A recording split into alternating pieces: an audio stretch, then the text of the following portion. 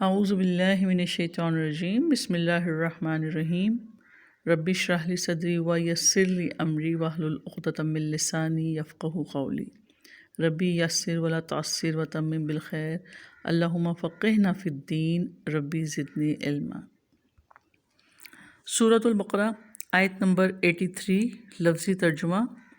وَإِذْ اور جب، اخذنا لیا ہم نے، میثاقہ پختہ عہد، بنی اسرائیل بنی اسرائیل سے، لا نہیں، تعبدون تم عبادت کرو گے، الا اللہ سوائے اللہ تعالیٰ کے،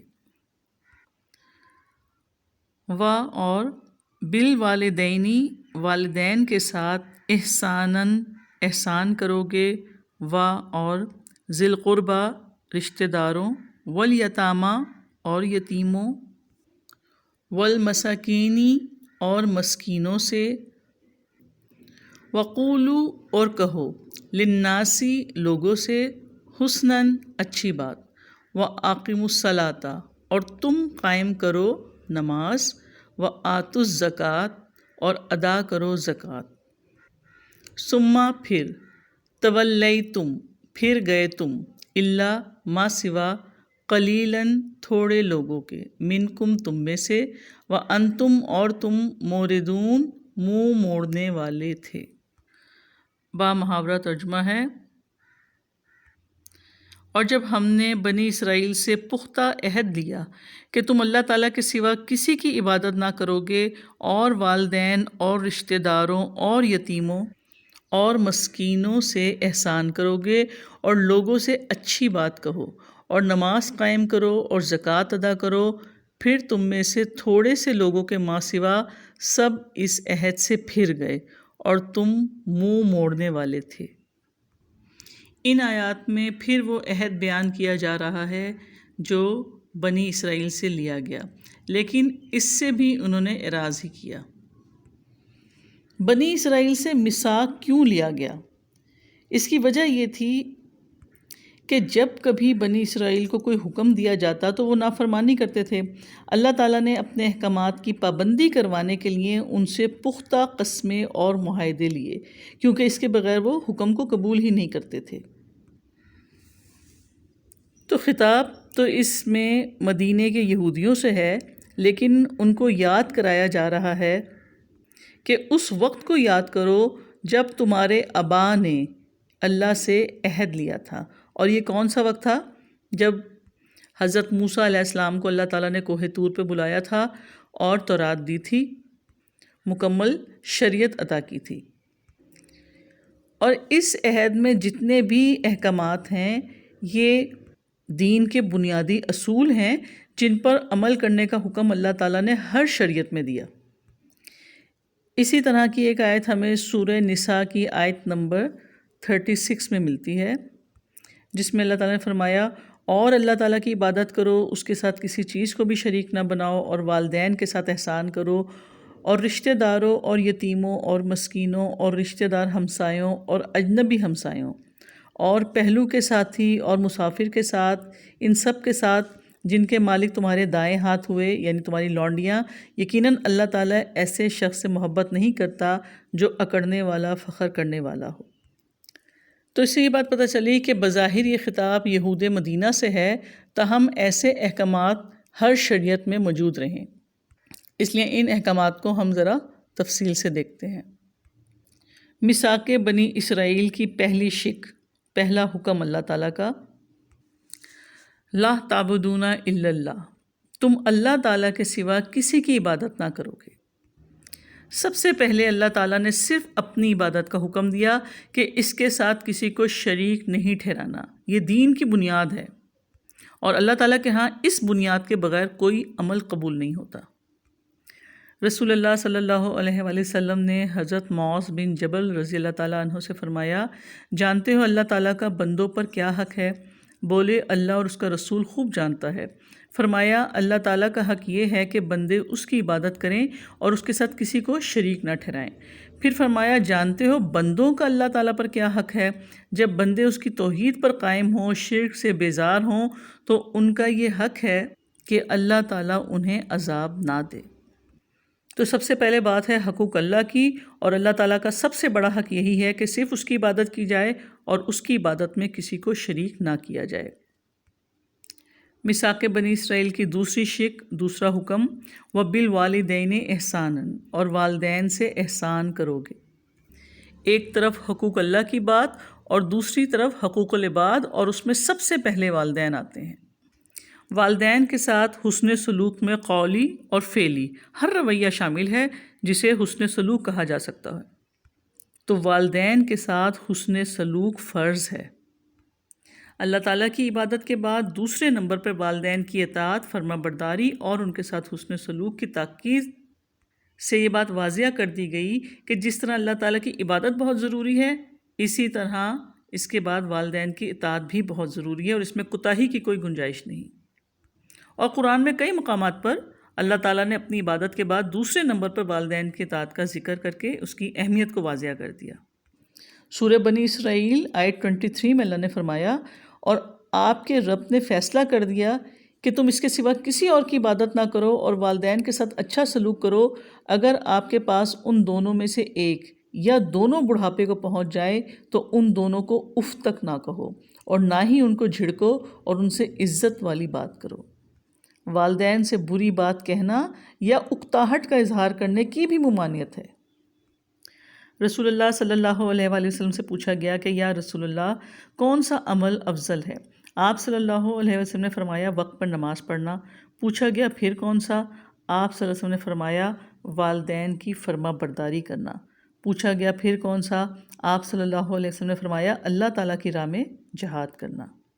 تو اس حدیث سے پتہ چلا کہ وقت پر نماز پڑھنے کے بعد سب سے افضل عمل والدین کی فرما برداری کرنا۔ تو حقوق العباد میں سب سے پہلے والدین، اور اس کے بعد وذی القربیٰ، میثاق بنی اسرائیل کی تیسری شق، رشتہ داروں سے بھی حسن سلوک۔ رشتہ دار خواہ دور کے ہوں یا قریب کے، ان کے ساتھ قول و فعل کے ذریعے حسن سلوک کے ساتھ پیش آنے کا عہد لیا گیا، اور پورے قرآن میں 11 مقامات پر رشتہ داروں کے حقوق کا تذکرہ ملتا ہے۔ رسول اللہ صلی اللہ علیہ وسلم نے فرمایا کہ کسی کام کا بدلہ دینا صلہ رحمی نہیں، بلکہ صلہ رحمی کرنے والا وہ ہے کہ جب اس کے ساتھ صلہ رحمی کا معاملہ نہ کیا جا رہا ہو تب بھی وہ صلہ رحمی کرے۔ یعنی اگر آپ کے ساتھ آپ کے رشتہ دار اچھا سلوک نہیں کر رہے، آپ تب بھی ان کے ساتھ اچھا سلوک کریں، حسن سلوک۔ تو رشتہ داروں سے حسن سلوک کرتے ہوئے جن چیزوں کا خیال رکھنا چاہیے، نمبر 1، حسن سلوک اللہ کی رضا کے تحت، بدلے کی کوئی توقع نہیں رکھنی چاہیے، اور حسن سلوک کے بعد بھی اگر رشتہ داروں کی طرف سے کوئی زیادتی ہو جائے تو اسے برداشت کرنا چاہیے۔ رشتہ داروں کے بعد آپ کے حسن سلوک کے سب سے زیادہ حقدار کون ہیں؟ والیتامیٰ، یتیم وہ ہے جو کم سنی میں باپ کے سائے شفقت سے محروم ہو جائے۔ رسول اللہ صلی اللہ علیہ وسلم نے فرمایا کہ میں اور یتیم کی پرورش کرنے والا جنت میں اس طرح ہوں گے، اور آپ صلی اللہ علیہ وسلم نے شہادت اور درمیانی انگلیوں کے اشارے سے بتایا، دونوں کو قریب کر کے بتایا۔ اس کے بعد آتے ہیں والمساکین، اور مسکینوں سے۔ اللہ تعالیٰ نے مساکین کے ساتھ حسن سلوک کا حکم دیا۔ مسکین وہ محتاج اور تنگ دست جس کے پاس اتنا نہ ہو کہ اپنے بیوی بچوں کا خرچ اٹھا لے۔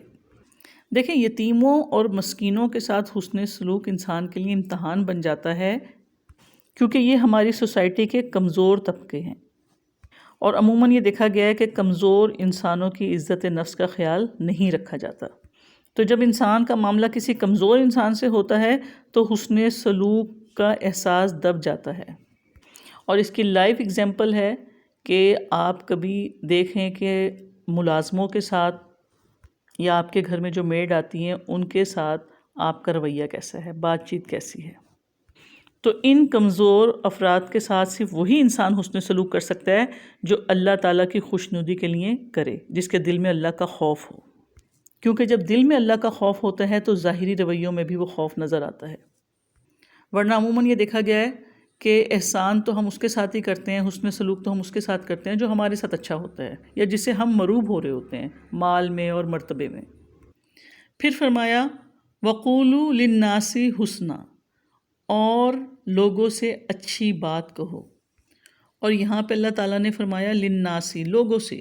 اب ان میں خواہ کافر ہوں، منافق ہوں، یہودی ہوں، عیسائی ہوں، کوئی گناہ گار مشرک کیوں نہ ہو، آپ نے ان سے اچھی طرح پیش آنا ہے، اچھی بات کہنی ہے، بھلائی کی بات کہنی ہے.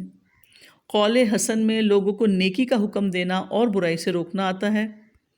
حضرت ابو ذر رضی اللہ تعالیٰ عنہ سے روایت ہے کہ رسول اللہ صلی اللہ علیہ وآلہ وسلم نے فرمایا، چھوٹی سے چھوٹی نیکی کو بھی حقیر نہ جانو، چاہے نیکی یہی ہو کہ تم اپنے بھائی کے ساتھ مسکراتے چہرے کے ساتھ ملو.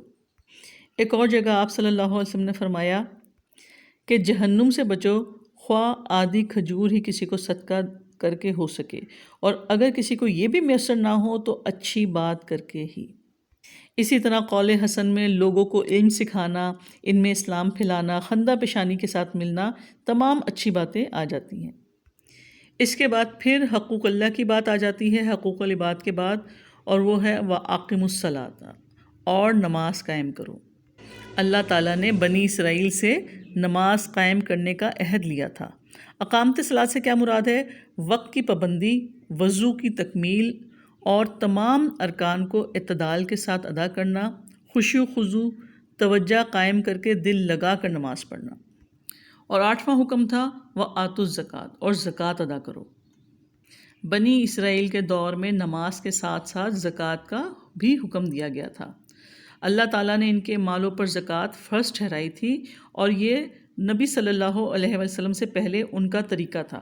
ان کے مالوں کی زکوٰۃ قربانی تھی جسے آسمانی آگ آ کر کھا لیتی تھی، اور یہ قبولیت کی نشانی تھی، اور جس کو آگ نہیں کھاتی تھی وہ عدم قبولیت کی دلیل تھی. تو میثاق بنی اسرائیل کی یہ ٹوٹل 8 شقیں ہیں جس کا ان آیات میں تذکرہ کیا گیا ہے، اور 2 اور عہد ہیں جو اگلی آیت میں آئیں گے.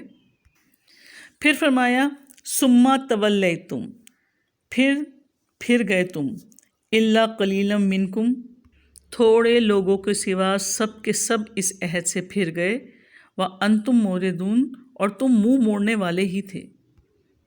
تو عہد شکنی یہ تو بنی اسرائیل کی فطرت میں شامل تھی. ان کی تاریخ ایسی کئی عہد شکنیوں سے بھری پڑی ہے.